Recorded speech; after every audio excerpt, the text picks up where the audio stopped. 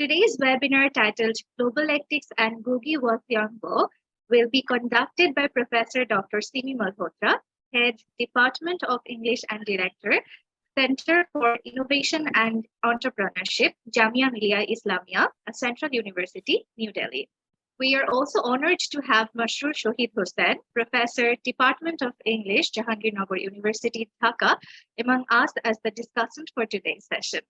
Among us, we have Dr. Saidur Rahman, Professor, Institute of Modern Languages, University of Dhaka, and President of TESOL Society of Bangladesh. And we also have Hamidul Haq, Assistant Professor and Head Department of English, American International University, Bangladesh, and the Vice President of TESOL Society of Bangladesh. We have Tauhida Yasmin Humaira, Assistant Professor and Acting Head of the Department of English Studies, State University of Bangladesh, and respected faculty members of Department of English Studies and from diverse educational institutions, I believe. I welcome you all once again. Now, without further ado, I would like to request Tauhida Yasmin Humaira, Assistant Professor and Acting Head of the Department of English Studies, to give her welcome speech and introduce today's resource person and the discussant. Over to you, Tauhida Yasmin. Thank you, Nusrat. Good evening, everyone. On behalf of the Department of English Studies, State University of Bangladesh, I'd like to welcome you all to the 8th session of Distinguished Lecture Series titled Globalectics and Ngugi Thiong'o. This series is jointly organized by the Department of English Studies, State University of Bangladesh, and TESOL Society of Bangladesh. The TESOL Society of Bangladesh is one of the largest teachers association in Bangladesh. This is not the first time that the TESOL Society of Bangladesh and the Department of English Studies are collaborating with one another. We have a record of collaborating with one another, and we have successfully launched 3 of our signature series, namely Distinguished Lecture Series, which is this one, Let's Talk Research Series, and Language Education Series. I'm thankful to TESOL Society of Bangladesh for their constant support. I'm also thankful to the State University of Bangladesh Authority for their guidance and support. I'm very much thankful to our facilitator today, Professor Dr. Simi Malhotra, and the discussant of our today's session, Professor Mashrur Shahid Hossain, for providing us with this learning opportunity. It's my privilege to let you know that the Distinguished Lecture Series was launched to mark the 20 years journey of State University of Bangladesh. In these 20 long years, State University of Bangladesh has established itself as one of the leading private universities of the country. The Department of English Studies is a proud part of this university. We run bachelor's and master's programs, and apart from the regular programs, the department also arranges professional development courses for professionals of diverse areas, especially the teachers. And Distinguished Lecture Series is such an initiative by the department. The Department of English Studies will continue arranging such workshops and webinars under this heading. And to know more about our upcoming events, please keep an eye on our website, social media pages. Links will be provided in the chat box. Before I end, I'd like to take this opportunity to introduce the speaker and the discussant of today's session. The speaker of today's session, Professor Dr. Simi Malhotra, is the Professor and Head of Department of English, Jamia Millia Islamia, Delhi, India. Her areas of interest include literary theory and culture studies. Her latest publications are the co-authored books, Terrains of Consciousness, Multilogical Perspectives on Globalization, which is published by Wurzburg University Press in 2021, and Ocean as Method, Thinking with the Maritime, which was published by Routledge in 2022. And she also co-edited books titled Food Culture Studies in India, Consumption, Representation, and Meditation, and Inhabiting Cyberspace in India, Theory, Perspectives, and Challenges. Both were published from Springer in 2021. Now, I'd like to introduce the discussant of our today's session, Professor Mashrur Shahid Hossain. Mashrur Shahid Hossain teaches, researches, publishes, and presents papers on a host of areas, ranging from comparative literature and postcolonialism to critical pedagogy, cultural studies, and gender and queer studies. In March 2021, he convened the first online literary festival in Bangladesh, the 3-day-long English Jubilee LitFest 2021. Recently, he has co-edited a book on South Asian comparative literature. Presently, he is working on Bangladeshi online literature. I believe that we'll have a wonderful time from this session today. And finally, I thank you once again for being with us. This leads to our main session, and I request Professor Dr. Simi Malhotra to begin with the session. Over to you, Professor Simi Malhotra. Thank you. Thank you so much, Tawhida, and thank you so much to the Department of English at State University of Bangladesh, and of course, TESOL Bangladesh for inviting me to this session. And I'm really grateful to both these organizations, and I'm also grateful to Mashrur Shahid Hossain, who's chosen to be a discussant today. So thank you so much for taking out time and being here. So all of you. So when I was asked by Corinne what to speak on, I thought of something, and now I'm thinking that I should have decided to speak on this or not, but here it is, which is that I'll be speaking on Globalectics and Ngugi wa Thiong'o. It's really a peg to talk about certain ideas which I think inform English literary studies and our concerns in English literary studies today. So what I'll do is that I'll share my screen, and if that's all right, so I'll share my screen because I do have a PPT.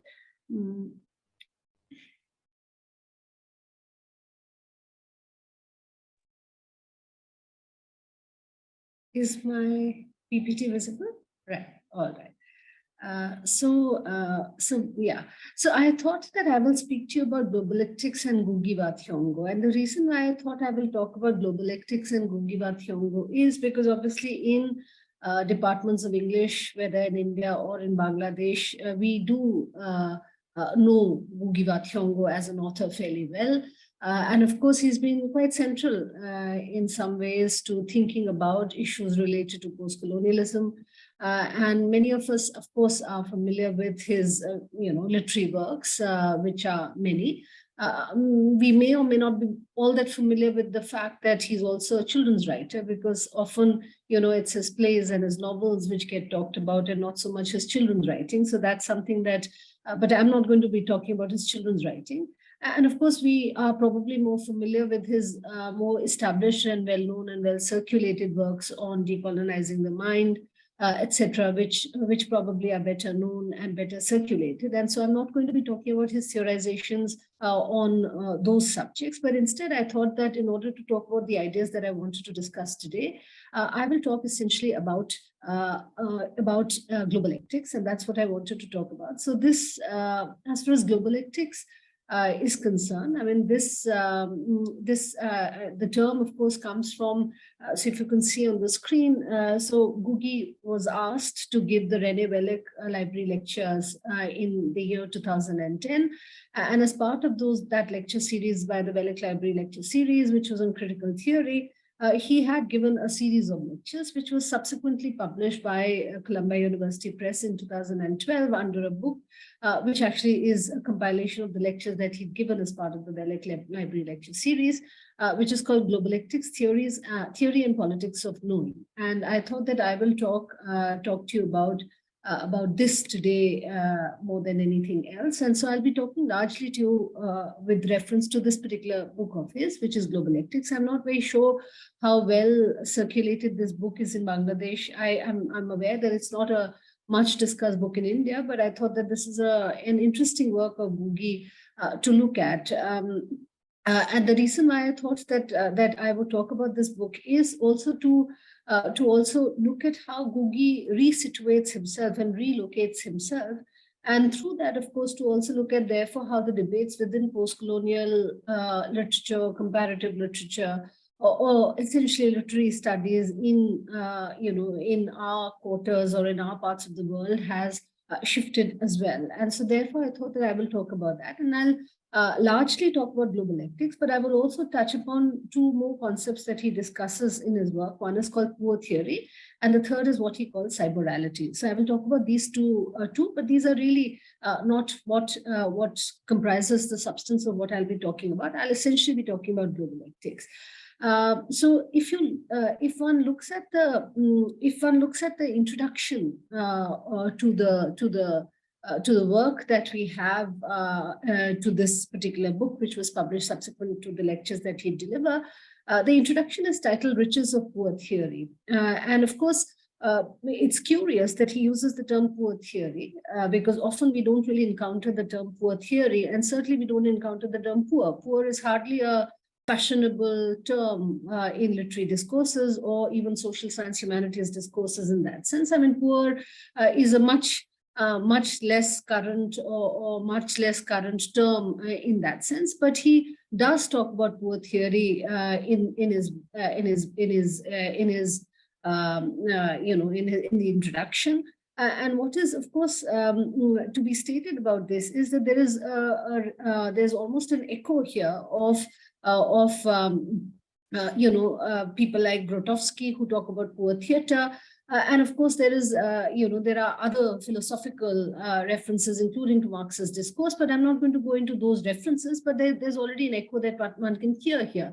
But how he situates his idea of poor theory is primarily against the received tradition of literary theory, with a capital L and a capital T, which kind of informs our methods, our approaches, and our ways of looking at literature in some senses. And as opposed to that received tradition, he posits the idea of poor theory. And there are two or three things that I want to highlight in terms of how he conceives the idea of poor theory. So if you look at the first quote, he primarily talks about poor theory as some sort of an antidote, where he says that that poor theory may also provide an antidote to the tendency of theory becoming like a kite that, having lost its mooring, remains floating in space with no possibility of returning to Earth, or an even more needed critique of the tendency in the writing of theory to substitute density of words for that of thought, a kind of modern scholasticism.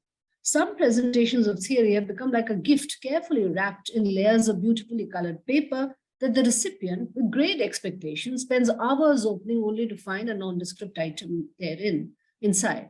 Poor theory may simply remind us that density of words is not the same thing as complexity of thought, that such density sometimes can obscure clarity of thought. Now, I mean, as you can make out from his diatribe against the received tradition of theory, he's making a clear distinction between what he considers density of thought and density of words. And he certainly wants to, distance himself from a certain kind of a verbosity, a certain kind of a jargon, a certain kind of a received tradition of theory, which wraps itself in certain ways in which it has created a certain idea of scholasticism itself. And as opposed to that, he's distancing himself from that tradition of theory, and instead he's positing the idea of poor theory, which he sees as something which need not be conflated with, and he makes a distinction between density of words and density of thought. So he's of course interested in density of thought, but not necessarily in density of words. And so therefore, and the reason why he chooses the term poor, and this is something which is interesting for us to think about, especially in places like India and Bangladesh, because he says about the poor, he says, if you look at the second quote, even in social life, poor means being extremely creative and experimental in order to survive. The homeless try to make a home anywhere, even in places that do not suggest a home. A person without the wherewithal to buy clothes will pick pieces of cloth or whatever color, size, and shape and bring them together. He's clearly not worried about matching colors to please the eyes of an imagined critic at a cocktail party. Necessity drives him to yoke into one, a functional one, the different colors, shapes, and sizes. How he defines the idea of the poor, and of course, which is not to romanticize the idea of poor, but primarily to talk about their utter state of abjection, which is of homelessness, And yet this homelessness allows them to be experimental and creative. So therefore, it might be something which might be driven by necessity, which is that necessity forces them to be creative and necessity forces them to be experimental, but yet they are able to be creative and be experimental even in a state of utter abjection. And this, I think, is a very important point that he's making, which will connect to the third point which he says about poor theory, where he says some of the poor actually carry theory on their bodies. And I think this is a very interesting formulation that he's making about the embodied nature of theory itself, which is to be found on the bodies of the poor in some senses. So he's almost embodying the idea of theory onto the category of poor and of poor folk in that sense. But I'm not going to say much about that. The reason why I have prefaced almost my talk by talking about poor theory is that as opposed to the received tradition of theory, he's marking out a different terrain in some senses of how he wants his theory to be thought of and conceived and maybe read and thought about in some senses, which is as opposed to the received tradition of theory, he wants to mark out the terrain of poor theory. And of course, we know about Ngugi's own checkered life, in some senses living in exile, having been attacked, etc., etc. So I'm not going to go into all that, but there is a certain kind of an experience that he's talking about theory itself. But I'll come to the subject matter which I want to discuss today, which is the idea of globalectics and what he says about globalectics in his book. He starts by talking about globalectics, and he says in the introduction itself, he introduces the term globalectics, and I think I must read this for everybody's sake, which is that he says, globalectics is derived from the shape of the globe. On its surface, there is no one center. Any point is equally a center. As for the internal center of the globe, all points on the surface are equidistant to it, like the spokes of a bicycle wheel that meet at the hub. Globalectics combines the global and the dialectical to describe a mutually affecting dialogue or multilogue in the phenomena of nature and nurture in a global space that's rapidly transcending that of the artificially bounded as nation and region. Globalectics embraces wholeness, interconnectedness, equality of potentiality of parts, tension, and motion. It is a way of thinking and relating to the world, particularly in the era of globalism and globalization. Now, what is very interesting for us to note here is that in the ways in which we have received Ngugi, we have thought of Ngugi as someone who primarily espouses a certain idea of national culture, or at least nation as a fulcrum, which can probably bring about resistance or be, because we know the history of Ngugi. Ngugi had given up his Christian name, James Ngugi, and adopted his native name. He had given up writing in English and adopted the idea of Gikuyu. And therefore, of course, one would think that probably he is someone who sides with the idea of national culture, of nation as the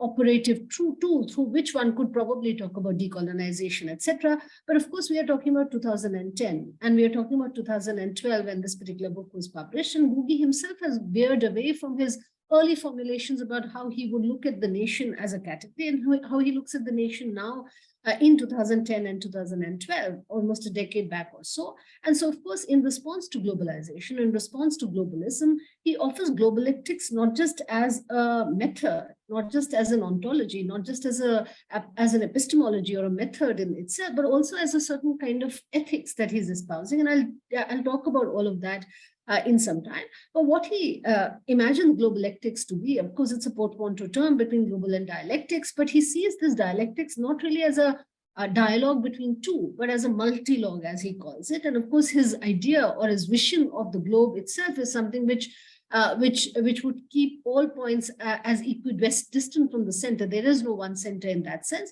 And of course, he would talk about nature and nurture in this global space where one is not artificially bounded. And it's very interesting that he uses the term artifice for the category of the nation here, which is really a shift from his early positions. And of course, he would talk about interconnectedness and equality of potentiality of parts, etc., etc. So of course, this is a completely different formulation that we encounter in his work. If you look at the next slide, which is that, so I've left the introduction, but he chiefly discusses the idea of globalectics in the third chapter, which was the third lecture which he gave, which is titled Globalectical Imagination, the World in the Post-Colonial. And what is very interesting here is that as opposed to the idea of national literature, Ngugi somehow seems to be now warming up to the idea of world literature. Now, of course, world literature is not a new term in that sense, but his imagination of what he thinks world literature to be certainly has echoes of people like Goethe or Marx and Engels. And yet there is a different kind of conception that he's talking about, because he primarily will conceive the idea of world literature as something which is to be located within the, or has to be seen not just through the lens of the post-colonial, but it has to be primarily located within the space of the post-colony. And of course, he will also tell us what he imagines the post-colony to be. So it's a very interesting formulation. So while talking about world literature, so as opposed to national literature, Ngugi is already making a case for world literature. And of course, he does, as is expected, would certainly, talk about people like Goethe and Marx and Engels. So of course, he would quote Goethe, and where Goethe would have said, national literature is now a rather unmeaning term. The epoch of world literature is at hand, and everyone must strive to hasten its approach. Or he would go on to quote Marx and Engels, and he would go on to say, the intellectual creations of individual nations become common property, national one-sidedness and narrow-mindedness becomes more and more impossible, and from the numerous national and local literatures, there arises a world literature. So while, this is expected that anybody who talks about world literature would certainly go back to Goethe, would certainly go back to people like Marx and Engels, but what he goes on to say is that what is closest to the idea of world literature in conception or conception of world literature as it was being imagined by people like Goethe, Marx and Engels is primarily post-colonial. So he sees post-colonial really as the category which will help us define the idea of world literature in some senses. So if you look at the third quote, he says, at present, the post-colonial is the closest to that Goethean and Marxian conception of world literature, because it is a product of different streams and influences from different points of the globe, a diversity of sources, which it reflects in turn. The post-colonial is inherently outward-looking, inherently international in its very constitution, in terms of themes, languages, and the intellectual formation of the writers. It would be quite productive to look at world literature, though not exclusively through post-coloniality. So he very clearly states that if one has to approach the category of world literature, then it has to be done through the lens of the post-colonial, because the post-colonial is truly international in its orientation. It's certainly outward-looking. And so therefore, this is how he imagines world literature to be, which is to be that the world has to be located primarily in the post-colonial.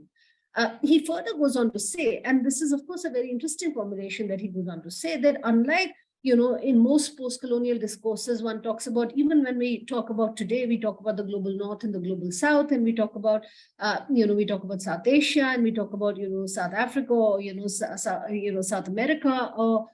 But what he goes on to say is that the post-colony is not to be located in the third world. The first world itself is the post-colony. The whole world is a post-colony as far as Ngugi's imagination is concerned.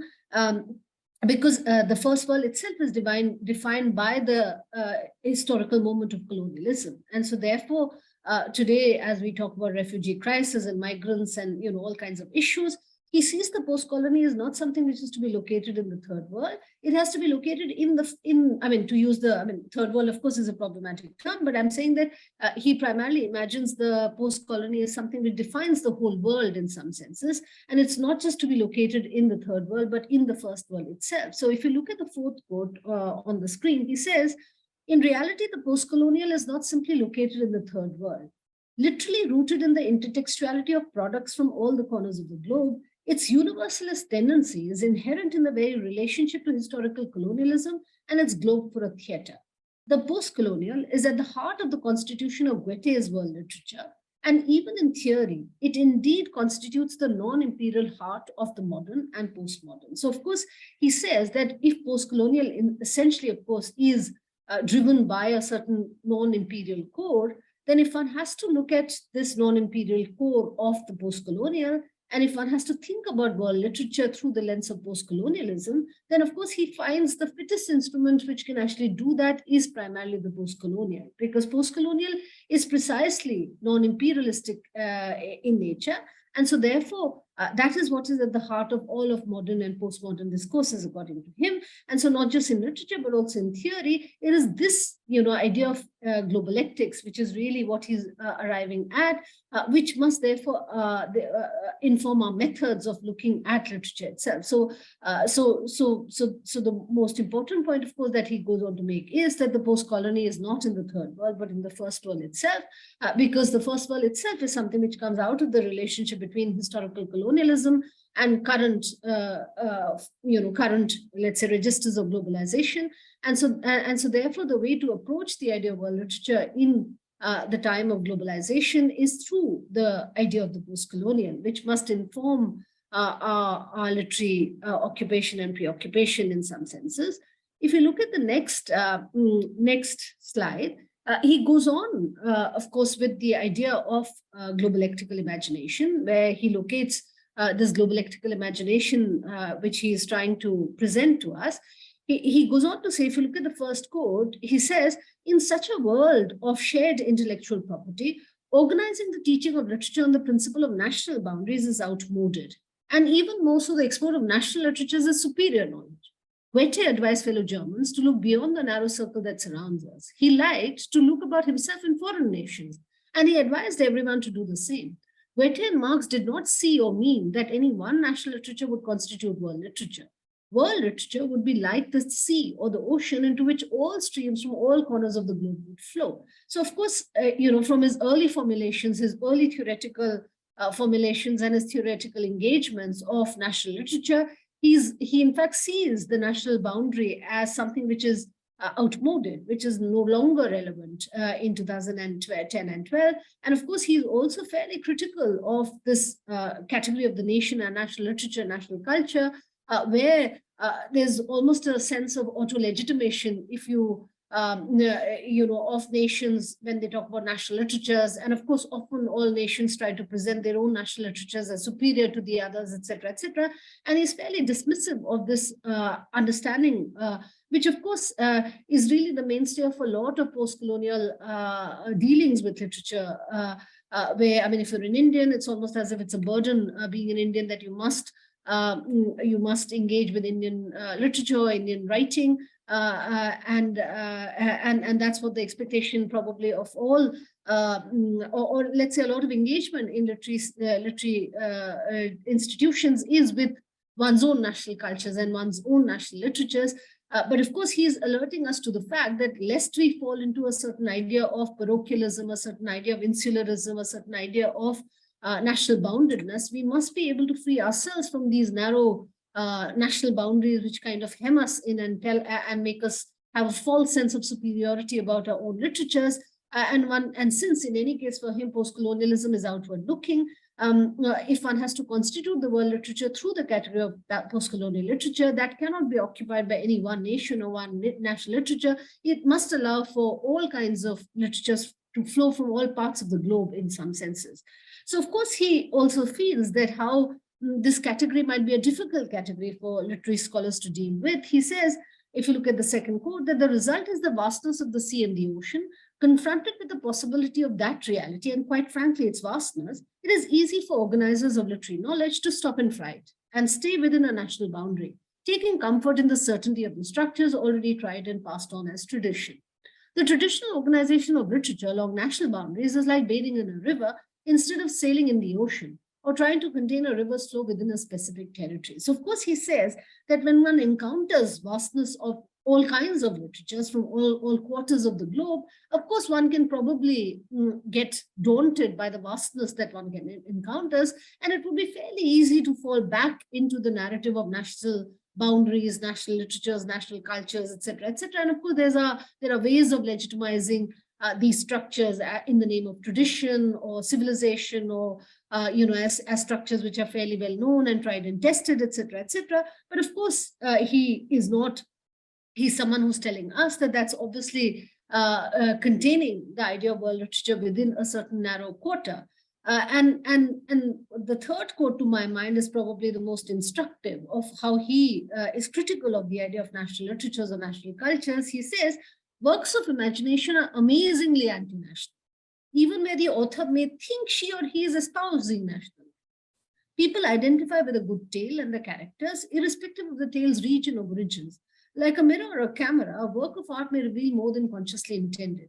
works of imagination refuse to be bound within national boundaries. They leap out of nationalist prisons and find welcoming fans outside their geographic walls.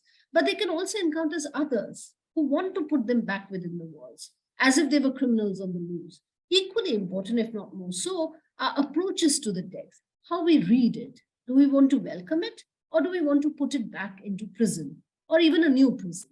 Now, this is what he says about national literature. And this would be such a refreshing difference from how we have known Ngugi to be someone who, abrogates English and, writes in Gikuyu, abrogates the idea of a Christian name and goes back to his native name, etc., and all that. But here, of course, he goes on to say that works of imagination are by definition anti-national, even when one is writing from within national geographies, from national, boundedness. One is talking about a very local, very regional, very national kind of an idea, but it will always be able to transcend boundaries and find welcoming readers outside its own national boundedness. There'll always be readers of works of art outside one's own nations in that sense. And of course, what he goes on to say is that such works will always encounter two kinds of tendencies, which is that there might be those who might choose to go along with the idea of freeing the text, and there might be those who might want to put these texts back into the prison house of a national culture or national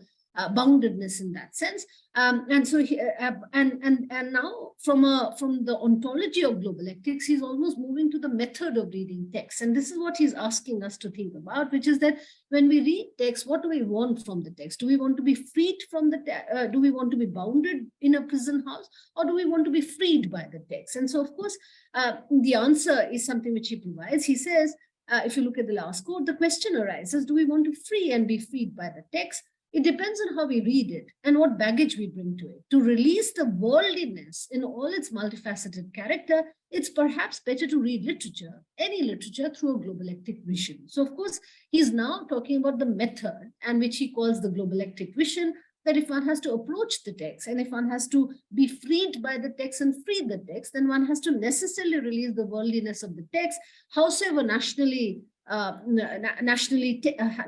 produced the text might be. We must be able to approach literature, any literature, through this particular vision that he's talking about, which is the globalectic vision. So, of course, for him, globalectics is not just an ontology, it also becomes a method. It also becomes a way of approaching the text, which is that you want to straitjacket the text into certain received ideas of, whether it's theory or, the idea of national literature or culture, or do you want to free the text in some senses? And of course, all our encounters with literature will tell us that our reading of any text, whichever text it might be, is an act of displacement. We get displaced from our here and now into another time, another place, another world, through that act of reading. So by definition, any act of reading dislocates us, dislodges us in some senses. And this is exactly the dislodgement, this dislodgingness which he's talking about, which should be part of the globalectical vision. Moving on, of course, he goes on to talk about certain obstacles to this globalectical imagination, which he wants to talk about. And one of the obstacles that he goes on to talk about is, and it's a longish quote, so I won't read all parts of it, but you can take a look at the quotes. He says that, and now he's talking about the method or approaches to the text, or ways of reading through the idea of globalectical imagination. He says one of the obstacles to a globalectic reading is the tendency to look at literature and the languages of its birth in terms of hierarchy. The notion that some languages and cultures are inherently of a higher order than others. This is the current relationship between languages, what elsewhere I've called linguistic feudalism. So, of course, this is a very important formulation of Ngugi wa Thiong'o, where, of course, he goes on to talk about linguistic feudalism as one of the ways through which literatures and languages get organized, where he says, this is the current relationship between languages, what elsewhere I've called linguistic feudalism, with an aristocracy of languages at the top and menial barbaric languages at the bottom. And of course, he gives this whole hierarchy of languages, etc., etc. And he says, literature and culture tend to be valued according to what position their language of composition occupies in the hierarchy. But his redressal to this problem of linguistic feudalism is, he says, I've argued for a collapsing of this hierarchy so as to view the relationship between languages, literatures, cultures, and literatures in terms of a network, akin but not identical to Deleuze and Guattari's rhizome. In a network, there is no one center. All are points balanced and related to one another by principle of giving and receiving.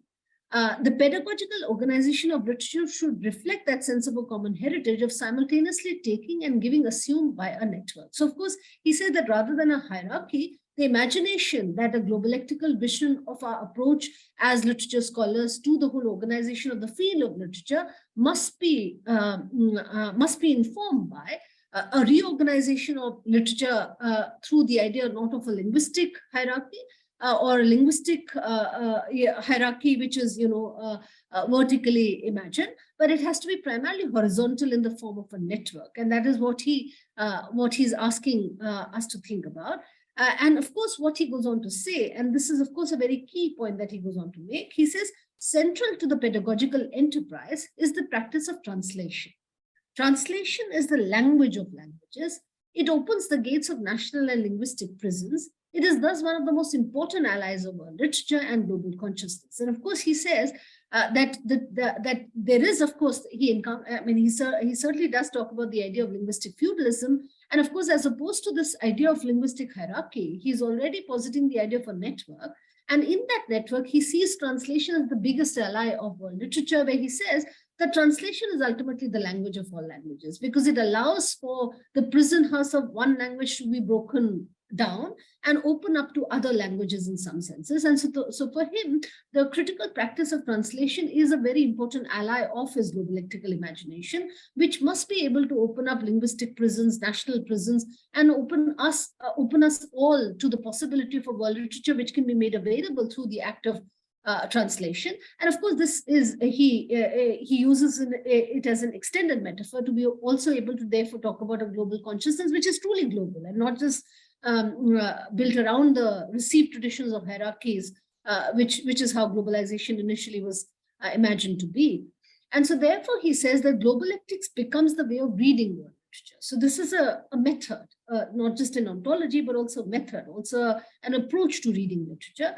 Globalectical reading means breaking open the prison house of imagination built by theories and outlooks that would seem to signify the content within is classified, open to only a few.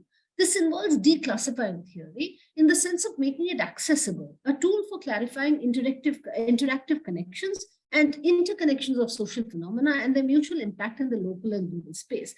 And so, of course, what he's arguing for is that if globalectics has to become a method of reading world literature, then we must be able to open up the prison houses of received theories, received outlooks, received ways of reading texts, etc., etc. And of course, accessibility is a very important idea for him, because as we've seen, even in his formulation of poor theory, he was fairly critical of this whole idea of density of words, which actually, rather than disambiguating the ideas, it actually makes things more complex. And so, of course, he says that accessibility is very, very important. And so, of course, he ends by saying, world literature, of which the post-colonial is an integral part, is a common heritage as much as the air we breathe it. So that's how closely the idea of world literature is to the idea of the post-colonial for Ngugi in some senses. I'll move on quickly to the last part of my presentation, which is essentially to talk about the third term which I wanted to talk about, which is the idea of cyberality. And this also is a very interesting formulation that she has in some senses. So of course, this is the fourth talk that he had given as part of the Rene Wellek series, which is published in the book as the fourth chapter, as the oral native and the writing master, orature, orality, and cyberality. And so just as he was talking about linguistic feudalism, which organizes certain languages and literatures according to a certain hierarchy in some senses, here he's talking about another kind of a feudalism, which is the idea of aesthetic feudalism, and which makes a distinction between writing cultures and oral cultures, or written writing cultures or written forms and oral forms of articulation. And so what he goes on to say is, if you look at the first quote, he says, aesthetic feudalism arising from placing cultures in a hierarchy is best seen in the relationship between oral and written languages, where the oral, even when viewed as being more authentic or closer to the natural, is treated as the bondsman to the writing master. With orality taken as the source for the written and orature as the raw material for literature, both were certainly placed on a lower rung in the ladder of achievement and civilization. And this is something that we are aware of, that writing cultures in this aesthetic feudalism would be considered as superior to oral forms of cultures in some senses. And so this is something which he encounters as another kind of a feudalism, as opposed as in addition to the idea of linguistic feudalism. And he says, and his what he sees as the answer to this aesthetic feudalism, and which he sees as something which is happening as a consequence of our interaction with technology and primarily with the cyberspace, is he says, if you look at the second quote, the lines between the written and the orally transmitted are being blurred in the age of the internet and cyberspace. This has been going on for some years with the writing down of the orally transmitted, the electronic transmissions of the written as spoken through the radio and television, or simply the radio as a medium of speech. But it has surely accelerated with all corners of the globe becoming neighborhoods in cyberspace. Through technology, people can speak in real time, face to face. The language of texting and emailing and access to everything, including pictures and music in real time, is producing a phenomena that is neither pure speech nor pure writing. The language of cyberspace may borrow the language of orality, Twitter, chat rooms. We've been talking when they mean we've been texting, or chatting through writing emails. But it is orality mediated by writing. It is neither one nor the other. It's both. It's cyberality. So, of course, what he's talking about is that in this aesthetic feudalism, which creates a hierarchy between written and oral cultures, he's, of course, saying that increasingly what we are seeing in the age of the internet and cyberspace essentially is that what we encounter in terms of language is neither speech nor writing. I mean, neither pure speech nor pure writing. Instead, what we encounter is orality, which is mediated by writing, or writing, which is mediated by orality. So either it is neither one nor the other, it's both. And this is what he goes on to term as cyberality, which is again a portmanteau term of cyber plus oral in that sense, so cyberality.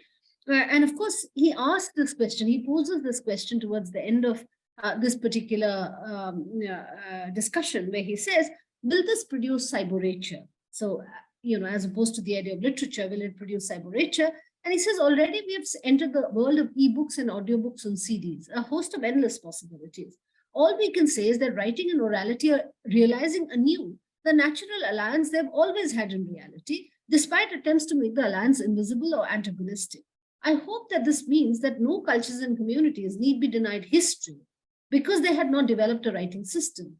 And the oral and the written are not and have never been real antagonists. Certainly, the powers of their products, orature and literature, will continually be harnessed to enrich creativity in the age of internet and cyberspace. The problem has not been the fact of the oral or the written, but their placement in a hierarchy. Network, not hierarchy, will feed the richness of the aesthetic, oral or literary. So, of course, his answer, I mean, it's a rhetorical question that he's asking, that will it produce cyberature? According to him, it has already produced cyberature in some senses, because this alliance which we see between oral and written, especially in the space of the internet and the cyberspace, he said that this is a false opposition between writing cultures and oral cultures. And of course, even if we think about our own encounters with written articulation and oral articulation, we ourselves, I mean, I'm speaking, and there's of course a written text in some senses, but that's how close the alliance between the written and the oral is.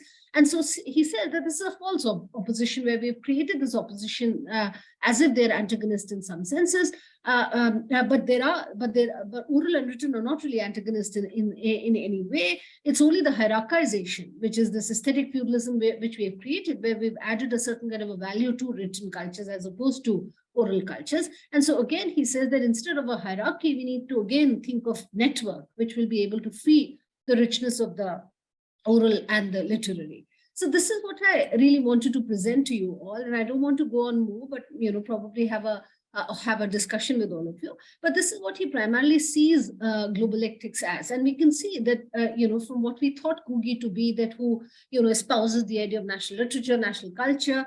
In response to globalization, he's already talking about a globalectical imagination, which would be fairly critical of certain idea of parochialism, a certain idea of insularism, which is bounded to the idea of national literatures and national cultures, and would think of national literatures and cultures as somehow superior to other nations and other cultures. And we know that can be a fairly obscurantist kind of an idea, which can be deployed for all kinds of purposes. So he's fairly aware of all that. And in response to that, when he talks about there is globalectical imagination, not only is it an ontology where he's thinking about how we need to reorganize the field of literature and culture itself, but it is also a method in some senses of how he wants us to change our approaches to when we go on to look at text, not only receive methods of theory and of outlooks and how we approach text in some senses. And of course, as we can make out, that there is a certain unstated underpinning of a certain ethics and a certain politics that he stands for. And of course, we know that Ngugi is a political person in some senses, and that is the kind of ethics and politics that he seems to be espousing through his idea of globalectics in some senses. So this is what I wanted to share with all of you. Thanks a lot for all the patience